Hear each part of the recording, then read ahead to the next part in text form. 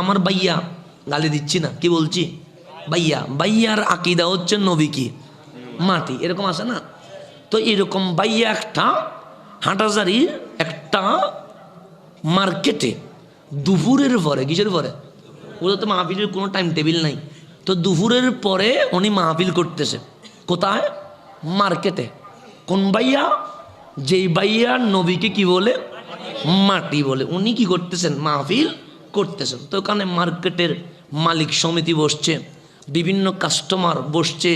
ভাগ্যক্রমে একজন সুন্নি ভাই, যিনি মাদ্রাসার বারান্দায়ও যায় নাই, এমনি মাহফিলে বসতো, এইরকম একটা সুন্নি ওখানে বসে গেছে।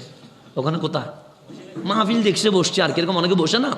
তো ভাইয়া মাহফিল করতেছে, রসুল মাটি, কোন কোরআন শরীফের আয়াত নাই, হাদিস শরীফও নাই। তো ভাইয়া বলতেছে রসুল কি মাটি হয়েছে। কেমনে তোমাদেরকে বুঝায় বলে, বাবা আদম মাটি, আমরা বনি আদম, আদম সন্তান হওয়ার কারণে আমরাও মাটি।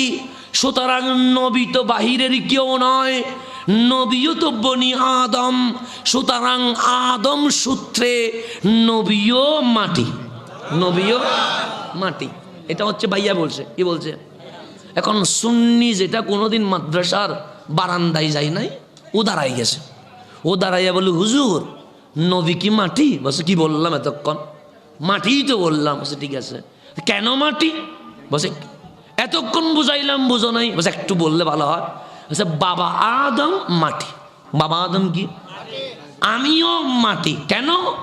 বাবা যেহেতু মাটি, ছেলেও মাটি, তো নবী তো বাহিরের কেউ নয়, নবীও তো আদম সন্তান, সুতরাং নবীও মাটি। সুন্নি ভাই বলছে হুজুর কথার উপর থাকবেন তো? থাকবো তো। তার মানে আমরা মাটি? বলছে হ্যাঁ। কেন? বলছে বাবার কারণে।